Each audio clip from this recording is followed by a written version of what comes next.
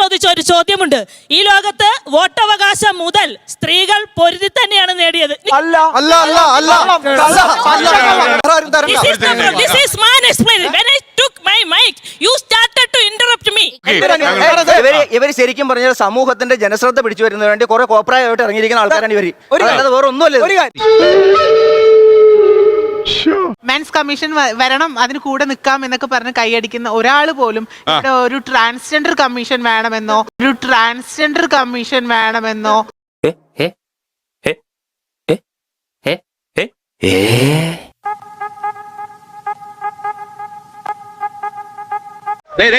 ഗ്രഹണി ആസ്മയൊക്കെ ഉള്ള പിള്ളേര് പതിവായിരിക്കുന്നതിലും 10 അടി തള്ളിയിരുന്നോണം പൊട്ടിപ്പാറുന്ന അടിയാ നടക്കാൻ പോകുന്നു. അഡ്വക്കേറ്റ് ബിന്ദു അമ്മണി, കേരളം കുറേ അധികം മുന്നോട്ട് പോയിട്ടുണ്ട് പല കാര്യങ്ങളിലും. എന്നാലും ഈ സ്ത്രീകളുടെ അവകാശം അല്ലെങ്കിൽ സ്ത്രീപക്ഷം പറയുമ്പോൾ അതിനിപ്പോഴും ഒരു പൂർണ്ണമായ അംഗീകാരം പലയിടങ്ങളിലും കിട്ടുന്നില്ല എന്ന് പറയുന്നുണ്ട്. പ്രത്യേകിച്ച് സ്ത്രീ മുന്നേറ്റക്കാരങ്ങനെ പറയുന്നുണ്ട്.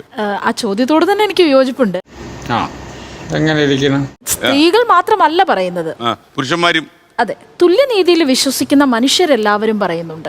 അപ്പൊ നമുക്ക് മുമ്പിലിരിക്കുന്ന ഈ പുരുഷന്മാരായ പുരുഷപക്ഷപാതികളായ ആളുകൾക്ക് മീശ വെക്കാൻ പോലുമുള്ള അവകാശം പോലും ഇവിടെ നമ്മൾ പൊരുതി നേടിയെടുത്തതാ. പുതിയ തലമുറയിൽപ്പെട്ട കുട്ടികള് നമുക്ക് വളരെ പ്രതീക്ഷയാണ്.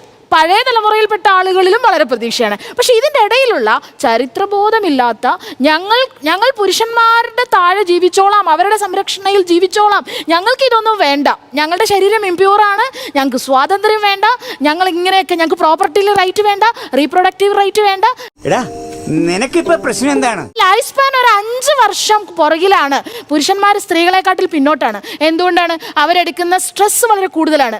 അവർ കുടുംബം സംരക്ഷിക്കുന്നു, അവരെ ഡിപ്പെൻഡ് ചെയ്യുന്ന ആളുകളെ സംരക്ഷിക്കുന്നു, അവരെടുക്കുന്ന റെസ്പോൺസിബിലിറ്റീസ് വളരെ കൂടുതലാണ്. പക്ഷേ ആ റെസ്പോൺസിബിലിറ്റീസ് ഞങ്ങൾ എടുത്തോളാം, 5 വർഷം മുന്നേ ഞങ്ങൾ മരിച്ചോളാം, പക്ഷേ ഞങ്ങൾക്ക് നിങ്ങളുടെ മേലെ നിൽക്കണം എന്ന് പറയുന്ന പുരുഷന്മാരുള്ള ലോകത്ത് അതൊക്കെ തന്നെ അംഗീകരിച്ചു കൊടുക്കാൻ തയ്യാറായ ഒരു ആളുകളുടെ കൂടെയാണ് ഞാൻ ഇരിക്കുന്നത് എന്ന് എനിക്ക് നല്ല ബോധ്യം. മാഡം ഒരു അഭിഭാഷകയാണല്ലോ, അല്ലെ? ഏറ്റവും നമ്മൾ പ്രധാനമായും പഠിപ്പിക്കുന്ന ഒരു വിഷയമുണ്ട്, കോൺസ്റ്റിറ്റ്യൂഷൻ തന്നെ ഒരു പ്രധാനപ്പെട്ട പ്രീആമ്പിൾ ഉണ്ട്, അല്ലേ? പ്രീആമ്പിളിൽ മാഡം നേരത്തെ പറഞ്ഞ ഡിഗ്നിറ്റി പറയുന്നുണ്ട്. ആർട്ടിക്കിൾ 21 പേഴ്സണൽ ലിബർട്ടി വിത്ത് ഡിഗ്നിറ്റി എന്ന് പറഞ്ഞത് സ്ത്രീകൾക്ക് വേണ്ടി മാത്രമുള്ളതല്ല. ഇവിടെ പുരുഷന്മാരുണ്ട്, സ്ത്രീകളുണ്ട്, സിറ്റിസൺ ഓഫ് ഇന്ത്യ, അവർക്ക് വേണ്ടിയിട്ടുള്ളതാണ് ഡിഗ്നിറ്റി. അത് നമ്മൾ മനസ്സിലാക്കണം. ഒരു റീ എൻട്രിക്ക് ശ്രമിക്കുമ്പോ ആരംഭത്തിൽ അപമാനം. അതുപോലെ തന്നെ ഫെമിനിസം ആക്ടിവിസം സ്റ്റാർട്ട് ചെയ്ത് എപ്പോഴാണ്? 19-ാം നൂറ്റാണ്ടിൽ. അന്നത്തെ അവസ്ഥ എന്താണ്? സതി പോലെയുള്ള ദുരാചാരങ്ങൾ വരുന്നു, ശൈശവ വിവാഹം പോലെയുള്ള ദുരാചാരങ്ങൾ വരുന്നു. അതിനെ എതിർക്കാൻ വേണ്ടിയാണ് ഇവിടെ ഫെമിനിസം പോലെയുള്ള ഒരു ഐഡിയോളജി നിലവിൽ വന്നത്. അത് കഴിഞ്ഞ് കോൺസ്റ്റിറ്റ്യൂഷൻ നിലവിൽ വന്നപ്പോൾ എന്താ? Everybody got right. അത് ബുക്കിൽ എഴുതി വെച്ചിട്ട് കാര്യമില്ലല്ലോ, നമ്മുടെ ജീവിതത്തിൽ അത് പ്രാക്ടീസ് ചെയ്യാൻ പറ്റണ്ടേ? ഇന്ത്യൻ കോൺസ്റ്റിറ്റ്യൂഷൻ അനുസരിച്ച് ജീവിക്കാനുള്ള റൈറ്റ് ഞങ്ങൾക്ക് ഇപ്പൊ ഇവിടെ ഉണ്ടോ? എല്ലാ മര്യാദ വേണം ഇൻസ്പെക്ടറെ. ഇവിടെ ഈ പറഞ്ഞ നിയമങ്ങൾ എല്ലാവർക്കും നിയമം കൊടുത്തത്, ആണിനായാലും പെണ്ണിനായാലും പല സാഹചര്യത്തിലും നിയമങ്ങൾ ഈ പറഞ്ഞ സിസ്റ്റത്തിന്റെ ഫെയിലിയർ കാരണം നിയമങ്ങൾ കിട്ടാത്തൊരു പ്രശ്നം വരുന്നുണ്ട്. അത് സ്ത്രീകൾക്ക് മാത്രമല്ല, അത് ആണുങ്ങൾക്ക് വരുന്നുണ്ട്. പിന്നെ നിയമവശാൽ നമ്മൾ നോക്കുകയാണെങ്കിൽ സ്ത്രീകളുടെ അത്ര നിയമപരിരക്ഷ ഇവിടെ ആണുങ്ങൾക്കില്ല. അപ്പം സ്ത്രീകൾക്ക് നിയമത്തിൽ ഇവിടെ പ്രാവർത്തികമാകുണ്ടോ എന്ന് ചോദിച്ചു കഴിഞ്ഞാൽ അത് ആണുങ്ങളിലും അത് പൗരന്മാർക്ക് എല്ലാവർക്കും ആ പ്രശ്നം വരുന്നുണ്ട്. അല്ല സ്ത്രീകൾക്ക് മാത്രമല്ല അത് കിട്ടാത്തത്. അത് ശരിയാ. നിങ്ങൾക്ക് അനുകൂലമായിട്ടുള്ള ഒരു ആർട്ടിക്കിൾ ഉണ്ടോ എന്ന് പറയൂ.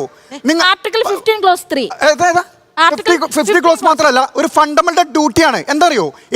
ഈ നാട്ടിലെ സിറ്റിസൺ എല്ലാവരും ഡിഗ്നിറ്റി ഓഫ് ദ വുമണിനെ കീപ്പ് ചെയ്യണം. അതൊരു ആർട്ടിക്കിളാണ്, നിങ്ങൾക്ക് അറിയോ? അത് പഠിച്ചിട്ട് ആദ്യം. എല്ലാവരുടെയും ശബ്ദം തുല്യ നിലയിൽ എത്തിക്കുവാൻ വേണ്ടി ശ്രമിക്കുന്നു. അതുകൊണ്ട് തന്നെ ഞാൻ സംസാരിക്കുന്നു. ആർട്ടിക്കിൾ 14 തന്നെ പറയുന്നത് ഈക്വാലിറ്റി ഫോർ ഓൾ അതേഴ്സ്. നിങ്ങൾ പറഞ്ഞിട്ട് വേണ്ട അത്.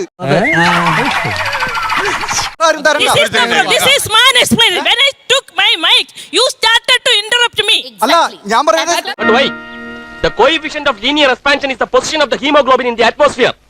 But why? ചോദിച്ച ഒരു ചോദ്യമുണ്ട്. ഈ ലോകത്ത് വോട്ടവകാശം മുതൽ സ്ത്രീകൾ പൊരുതി തന്നെയാണ് നേടിയത്.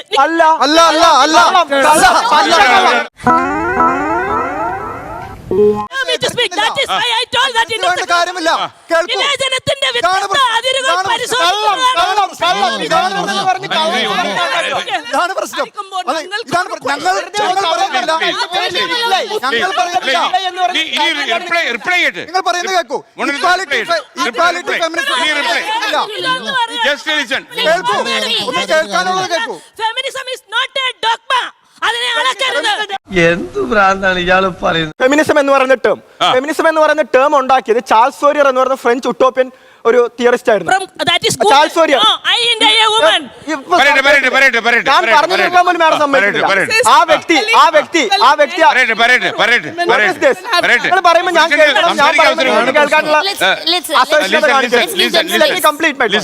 ആ പുള്ളി അത് എഴുതിയത് തന്നെ ഒരു എന്താ പറയാ വേശ്യാലയത്തിനെ ഡിഫൈൻ ചെയ്തിട്ടാണ് ആ ഒരു വാക്ക് തന്നെ നിർമ്മിച്ചിട്ടുള്ളത്.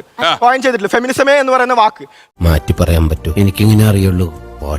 പിന്നെ നിങ്ങൾ പറഞ്ഞു വോട്ടവകാശം സ്ത്രീകൾക്ക് നേടിത്തന്നത് ഫെമിനിസം ആണെന്ന്. എമിലിയ പാങ്ക്രസ്റ്റ് പോലും തുടങ്ങി വെച്ച ഫസ്റ്റ് വേവ് ഫെമിനിസം വോട്ടവകാശത്തിന് വേണ്ടിയിട്ടായിരുന്നില്ല തുടങ്ങിയത്. ആ സമയത്ത് ടാക്സ് കൊടുക്കുന്ന എസ്റ്റേറ്റ് ഓൺ ചെയ്യുന്ന ഏതൊരു വ്യക്തിക്കും വോട്ടവകാശം ഉണ്ടായിരുന്നു. അന്ന് ബ്ലാക്ക് സൈഡിലുള്ള ആൾക്കാർക്ക് വോട്ടവകാശം കിട്ടി തുടങ്ങി എന്ന് കണ്ടപ്പോഴാണ് ടാക്സ് അടയ്ക്കാത്ത white woman why are we black men or black woman more privilege than us എന്ന് പറഞ്ഞ് തുടങ്ങി വെച്ചൊരു സാധനമാണ് ഫെമിനിസം. സമയത്ത് ബ്ലാക്ക് ഫീമെയിൽസിന് വോട്ടവകാശം ഇല്ലായിരുന്നു. നിങ്ങളെ ഒരു കൂട്ടം വെളുത്ത സ്ത്രീകൾ നടത്തിയ ഒരു മൂവ്മെന്റ് മാത്രമായിരുന്നു ആ സമയത്ത്. എന്നുവെച്ചാൽ ബ്ലാക്ക് സൈഡിലുള്ള സ്ത്രീകൾക്ക് വോട്ടവകാശം ഇല്ല. അവർക്ക് കിട്ടുന്ന 1965 19th അമെന്റ്മെന്റിലാണ് നിങ്ങൾ ഈ പറഞ്ഞ കാര്യം നടക്കുന്നത്. ആ സമയത്ത് ഈ പറഞ്ഞ പോലെ അവര് ഒരു കൂട്ടം വെള്ള സ്ത്രീകൾ അവർക്ക് വേണ്ടി മാത്രം നടത്തിയൊരു പരിപാടിയായിരുന്നു ഈ ഫെമിനിസം എന്ന് പറയുന്നത്. അവിടെ എല്ലാവർക്കും വോട്ടവകാശം കിട്ടിയിട്ടില്ല. ഇവർ പറഞ്ഞു ഫെമിനിസം അതിന്റെ ഫസ്റ്റ് വേവ് തന്നെ കെട്ടിക്കിടക്കാന്നുള്ളത്. ഇപ്പൊ ആക്ച്വലി ഒരു ഫോർത്ത് വേവ് ആണ് അതിന്റെ നടന്നുകൊണ്ടിരിക്കുന്നത്. ഫോർത്ത് വേവ് എത്തുമ്പോഴേക്ക് ഈ ജൂഡിത്ത് ബട്ട്ലറിനെ പോലുള്ള ഒന്ന് കേൾക്കൂ madam please. I listen to you right. Please listen to me as well. Please show men some respect, the same respect that you owe, right? So all I'm saying is feminism അതിന്റെ first വേവിൽ voting റൈറ്റ്സിന് വേണ്ടിയിട്ടായിരുന്നു.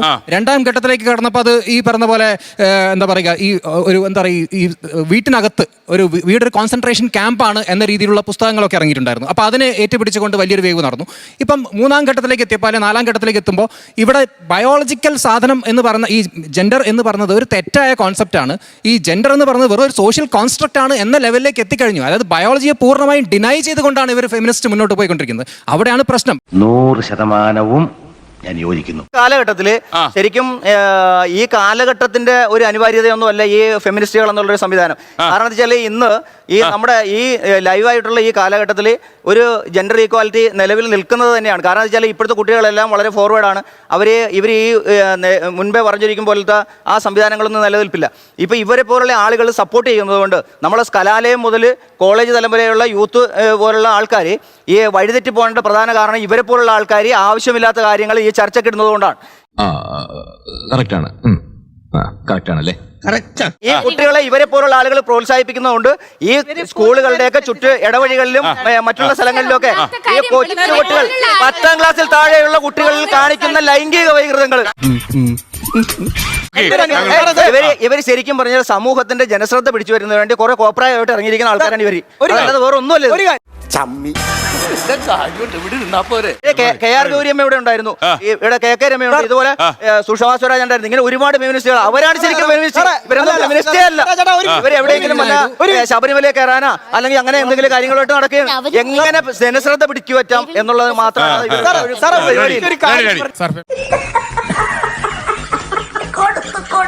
Radical feminist അല്ല, intersection ഫെമിനിസ്റ്റിന് വേണ്ടിയാണ് ഇവിടെ ഇരിക്കുന്ന എല്ലാവരും ഇരിക്കുന്നത്. അതൊരു കളവാണെന്ന് ഞാൻ പറയുന്നത്. പിന്നെ നാണക്കെടുത്തി പാർട്ടി ഉണ്ടായിരുന്നു, PFI എന്ന് പറഞ്ഞൊരു പോപ്പുലർ ഫ്രണ്ട് എന്ന് പറഞ്ഞൊരു രാഷ്ട്രീയ പാർട്ടി ഉണ്ടായിരുന്നു പണ്ട്. അവരെ ടെററിസ്റ്റ് ആണെന്ന് മുദ്രകുത്തി. അപ്പൊ അവർക്ക് ടെററിസ്റ്റ് എന്ന് പറഞ്ഞപ്പോ അവര് വേഗം എല്ലാവരും അതിൽ നിന്ന് രാജിവെച്ചിട്ട് വേറെ ഒരു പാർട്ടിയുടെ അണ്ടറിൽ പോയി. Same people doing the same job. പക്ഷെ അവിടുത്തെ ഉത്തരവാദിത്തം ഞങ്ങൾക്കില്ല. അതിൽ നിന്ന് കിട്ടുന്ന ശിക്ഷകൾ ഞങ്ങൾക്ക് കിട്ടില്ല. പക്ഷെ സെയിം പീപ്പിൾ സെയിം പുതിയൊരു ടേമിലോട്ട് മാറുക. അത് തന്നെയാണ് ഇന്റർസെക്ഷൻ ഫെമിനിസ്റ്റ്. പുലിയാണ് കേട്ടാ. പുലി എന്ന് പറഞ്ഞാൽ വെറും പുലിയല്ല, ഒരു സിംഹം. അപ്പോൾ ഞാൻ ഇടപെട്ട ഒരൊറ്റ പോയിന്റ് എന്ന് പറയാം. കഴിഞ്ഞ കാലം 2023 റിപ്പോർട്ട് 2025 മാനസികാരോഗ്യ രംഗത്ത് വന്നപ്പോൾ ഏകദേശം 72% ഓഫ് മെൻ ആണ് സൂയിസൈഡ് ചെയ്തത്. കാരണം സാമ്പത്തിക ബാധ്യത, ഫാമിലിയിലുള്ള പ്രഷർ, അതുപോലെ അല്ല ഒരു ഒറ്റ സെക്കൻഡ്, നിങ്ങൾ റെഡി ആയിക്കോളൂ. മുമ്പ് ഒരു 5 വർഷം മുമ്പ് ഇതേപോലൊരു ചർച്ചയിൽ പങ്കെടുത്തതിന്റെ പേരിൽ ഞങ്ങൾക്കെതിരെ ഇവന്മാർക്കെതിരെ വ്യാജമായിട്ട് ലൈംഗിക ആരോപണം ഉന്നയിച്ചാലോ എന്നും പറഞ്ഞ് ഇതേ ഫെമിനിസ്റ്റുകൾ ഗൂഢാലോചന ചെയ്തതിന്റെ ഓഡിയോ റെക്കോർഡിംഗ് കിട്ടിയതുകൊണ്ട് മാത്രം രക്ഷപ്പെട്ടൊരു വ്യക്തിയാണ്. ഇന്റർസെക്ഷണൽ ഇവർക്ക് ബന്ധമുണ്ട്. ഇപ്പൊ ഇവർ ഇന്റർസെക്ഷണൽ ഫെമിനിസ്റ്റ് എന്ന് പറഞ്ഞില്ലേ, ആ. ഇതേ ഇന്റർസെക്ഷണൽ ഫെമിനിസ്റ്റ് ആണെന്ന് പറഞ്ഞു വന്ന സ്ത്രീകളാണ് ആ ഗൂഢാലോചന നടത്തിയത്. അവരെന്താ പറഞ്ഞെന്നറിയോ, നമുക്കൊരു ഈ പയ്യന്മാരുണ്ട്, ഇവന്മാർക്കെതിരെ ഇവന്മാരൊക്കെ നമ്മളെ ലൈംഗികമായിട്ട് അതിക്രമിച്ചു എന്ന് പറഞ്ഞിട്ട് നമുക്കൊരു Me too കൊടുക്കാം. മീറ്റു ഉണ്ടാക്കാം. അങ്ങനെ മീറ്റു ഉണ്ടാക്കി കഴിഞ്ഞു കഴിഞ്ഞാൽ let me finish, requesting you let me finish.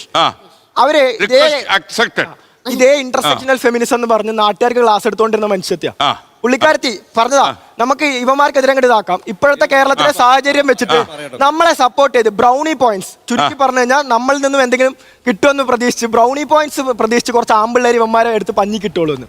അതൊക്കെ ഗോപാലകൃഷ്ണൻ ഒരു നമ്പർ അല്ലേ? ഇത് എന്റെ ഒരു നമ്പറാ. കാണിക്കുന്നത് അതിൽ വേണ്ട തെണ്ടി. ഞങ്ങളുടെ എല്ലാവരുടെയും ഉത്തരവാദിത്വം ആരാണോ വേദനിക്കുന്നത് അവരുടെ കണ്ണീരൊപ്പുവാൻ പറ്റുന്ന രീതിയിൽ ശ്രമിക്കുക. പക്ഷെ ഡോക്ടർ ഷമീന പറഞ്ഞു വെച്ചൊരു പോയിന്റിലേ, സാമൂഹികമായിട്ട് സ്ത്രീകള് പുരുഷൻ എന്ന് പറയുന്ന കാറ്റഗറി ഉണ്ട് ആണല്ലോ. സ്വാഭാവികമായിട്ട് സാമൂഹികമായിട്ട് തന്നെ സമ്പത്ത്, അധികാരം, പണം, ശക്തി എന്നുള്ള കാര്യങ്ങളും ഉണ്ട്. സ്വാഭാവികമായിട്ട് ശക്തിയിൽ പുരുഷൻ മുന്നിൽ തന്നെയാണ്. അധികാരത്തിൽ സ്ത്രീകൾക്ക് മുന്നിൽ വരാം, അല്ലെങ്കിൽ പണം ഉപയോഗിച്ച് സ്ത്രീകൾക്ക് മുന്നിൽ, അങ്ങനെയുള്ള സ്ത്രീകളൊക്കെ ഒന്നുകിൽ അധികാരം അല്ലെങ്കിൽ ശക്തി അല്ലെങ്കിൽ പണം ഇതുള്ള സ്ത്രീകൾ മുന്നോട്ട് വന്നിട്ടുണ്ട്. സൗമ്യതയെ നമ്മളത് ഉണ്ടാക്കിയെടുക്കുക വേണ്ടത്. ഇതുപോലെ തന്നെ ചരിത്രം പരിശോധിക്കുമ്പോൾ പല സ്ത്രീകളും മുന്നോട്ട് വന്നിട്ടുമുണ്ട്.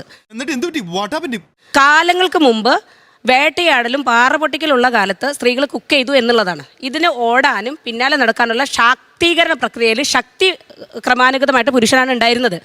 ആ കൺസെപ്റ്റിനെ പോലും അടുക്കളയിൽ തളച്ചിട്ടു പുകച്ചിട്ടു എന്ന് പറയുന്ന ഒരു കൺസെപ്റ്റിനോട് ഞാൻ എന്തില്ല, അനുകൂലതയില്ല. ഇനി രണ്ടാമത്, സാമൂഹികമായിട്ട് ഈ തൊഴിലിടങ്ങളിലെല്ലാം സ്ത്രീകൾക്ക് കടന്നു വരാവുന്ന പ്രക്രിയ വന്നു. സ്ത്രീകൾ എന്ത് വന്നു, മുന്നോട്ട് വന്നു. അപ്പോഴും പറഞ്ഞുകൊണ്ടിരിക്കുന്നത് എന്താണ്, പണ്ടത്തെ പുകച്ചിലാണ്. നിലവിൽ നടക്കുന്ന ഓരോരോ കേസിലും പുരുഷൻ കാലങ്ങളായിട്ട് സമ്പാദിച്ചതൊക്കെ എടുത്തൊരു വീട് നിർമ്മിക്കും. കേരളത്തിൻ്റെ ചെറിയൊരു സ്ഥിതി, ഞാനൊരു മലബാർ ഏരിയയിൽ നിന്നാണ്. അപ്പോൾ കാലങ്ങളായിട്ട് അവൻ സമ്പാദിച്ച മൊത്തം എടുത്തൊരു വീട് നിർമ്മിക്കും. ഒരു 10 പവന് പെണ്ണിൻ്റെ എടുത്തിട്ടുണ്ടാവും. അതാണ് പിന്നീട് കോടതിയിൽ കേസായിട്ട് വരുന്നത്. അപ്പോൾ ഇവിടെ എവിടെയാണ് സ്ത്രീകളുടെ സ്വത്ത്, അവകാശം, എൻ്റെ സ്വർണം എടുത്തെന്ന് പറയുമ്പോൾ ഇതിന് പുരുഷന് എതിർ കൊടുക്കാനുള്ള കൗണ്ടർ എവിടെയാണ്? നിയമത്തിലില്ല. പെണ്ണുങ്ങളായ ഇങ്ങനെ തന്നെ വേണം. ഇവിടെ അദ്ദേഹം പറഞ്ഞൊരു കാര്യമുണ്ട്, ഭരണത്തിൽ പഞ്ചായത്തിൽ ഇപ്പൊ 50% കൂടുതൽ 50% കൂടുതൽ സ്ത്രീകൾ വോട്ടർമാരുണ്ടെന്നുള്ള കാര്യം മറക്കരുത്. എന്നിട്ടും 50% കൂടുതൽ. പക്ഷേ ഈ കേരള നിയമസഭയിൽ എത്ര സ്ത്രീകളുണ്ട്? പാർലമെന്റിൽ എത്ര സ്ത്രീകളുണ്ട്? നിയമപരമായി ഒരു സ്ത്രീക്ക് ഇവിടെ ജനിക്കുന്നോട്ട് മരിക്കുന്നവരെ പ്രവേശിച്ചിട്ടുണ്ട്. നിങ്ങൾ ഈ പറഞ്ഞ പുറത്തിറങ്ങുന്നതൊക്കെ ഇതൊക്കെ ആണിനും പെണ്ണിനും മാനസികമായ പല കാര്യം വ്യത്യസ്തപ്പെടുന്നതിനനുസരിച്ച് വരുന്ന കാര്യങ്ങളാണ്. ഇനി വേറെ കാര്യം, ഇപ്പൊ റിസർവേഷന്റെ കാര്യം പറഞ്ഞു. നമ്മളിവിടെ ഇക്വാലിറ്റി ഓഫ് ഔട്ട്കം എന്നുള്ള സാധനം നോക്കുന്നത് മണ്ടത്തരാണ്. നമുക്ക് ആകെ ചെയ്യാൻ പറ്റിയ ഇക്വാലിറ്റി ഓഫ് ഓപ്പർച്യൂണിറ്റി കൊടുക്കാൻ പറ്റുള്ളൂ. നമ്മൾ അവസരം കൊടുക്കും. നിങ്ങളിപ്പോൾ ഒരു രാഷ്ട്രീയം, ഒരു സ്ത്രീ മത്സരിക്കുന്നു, നമ്മളെന്താ നോക്കട്ടെ, എത്ര സ്ത്രീകൾ കേരളത്തിൽ മത്സരിച്ചു എന്നറിയോ? 154 മണ്ഡലത്തിൽ 200 ചില സ്ത്രീകളോ 300 ചില സ്ത്രീകൾ മത്സരിച്ചിട്ടുണ്ട്. തമിഴ്നാട് നോക്ക്, ഇവർ ജയിക്കോ ജയിക്കാത്ത എന്താ, അവർ കഴിവുണ്ടെങ്കിൽ ജയിക്കും. അപ്പൊ നിങ്ങൾ എല്ലാവരും കൂടി ജയിപ്പിച്ച് ഈ മറ്റേ ഔട്ട്കം ഈക്വൽ ആക്കുന്ന നല്ല കാര്യമില്ല. രണ്ട് ഗ്രൂപ്പിനും തമ്മിലുള്ള ബേസിക് ആയിട്ടുള്ള ഡിഫറൻസ് എന്താണെന്നറിയോ? നിങ്ങൾ പുരുഷന്മാരുടെ അവകാശത്തെ കുറിച്ച് പറയുന്നു, ഞങ്ങൾ മനുഷ്യരുടെ മുഴുവൻ അവകാശത്തെ കുറിച്ച് പറയുന്നു. ബസ്സുകളില് നിങ്ങൾ പുരുഷന്മാരില് എത്ര പേര് അത് അനുഭവിച്ചിട്ടുണ്ട്?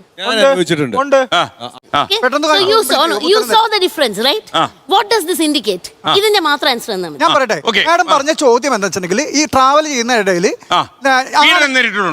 പീഡനം നേരിട്ടുണ്ട്. ഞാൻ പീഡനം നേരിട്ടില്ല, പക്ഷെ പീഡനം നേരിട്ട ആളുകൾ ഉണ്ടാവും. ഇപ്പോൾ എന്താ അങ്ങനെ നേരിട്ടെങ്കിൽ എന്താ ചെയ്യണ്ടേ?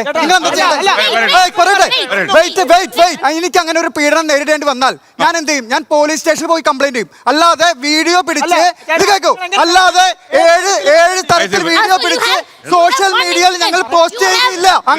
അങ്ങനെ ഒരു പീഡനം നേരിട്ടാൽ നമ്മൾ എന്ത് ചെയ്യണം? നമ്മൾ നിയമപരമായിട്ട് പോലീസ് സ്റ്റേഷൻ ഒരു സാധനം ഉണ്ട്, അവിടെ പോയിട്ട് കംപ്ലൈന്റ് എഴുതി കൊടുക്കണം. അല്ലാതെ ഇപ്പൊ ചെയ്യുന്നത് പോലെ 4 തരത്തിൽ വീഡിയോ എടുത്ത് 4 ആംഗിളിൽ വീഡിയോ എടുത്ത് സോഷ്യൽ മീഡിയ റീച്ച് കൂട്ടാനായിട്ട് ഉപയോഗിക്കല്ല ചെയ്യണം. കിട്ടിയാ? ഇല്ല, ചോദിച്ചു വാങ്ങിച്ചു. കാരണം ഇവിടെ മെൻസ് കമ്മീഷൻ വേണം എന്ന് പറഞ്ഞിട്ട് ഘോരം വാദിക്കുന്നുണ്ട്. അറ്റ് ദ സെയിം ടൈം ഇവിടെ വിമൻസ് കമ്മീഷൻ വേണമെന്നും എക്സിസ്റ്റ് ചെയ്യുന്നുണ്ട്. മെൻസ് കമ്മീഷൻ വരണം, അതിന് കൂടെ നിൽക്കാം എന്നൊക്കെ പറഞ്ഞ് കൈയടിക്കുന്ന ഒരാൾ പോലും ഇവിടെ ഒരു ട്രാൻസ്ജെൻഡർ കമ്മീഷൻ വേണമെന്നോ നിങ്ങളുടെ റൈറ്റ്സിന്റെ കൂടെ ഫെമിനിസ്റ്റുകൾ നിൽക്കുന്നുണ്ട്. പക്ഷെ ആരും തന്നെ ട്രാൻസ്ജെൻഡർ കമ്മീഷൻ വേണം എന്ന് പറയുന്നില്ല. അവിടെ തൽക്കാലം ഇത്രയും മതി. വരട്ടെ.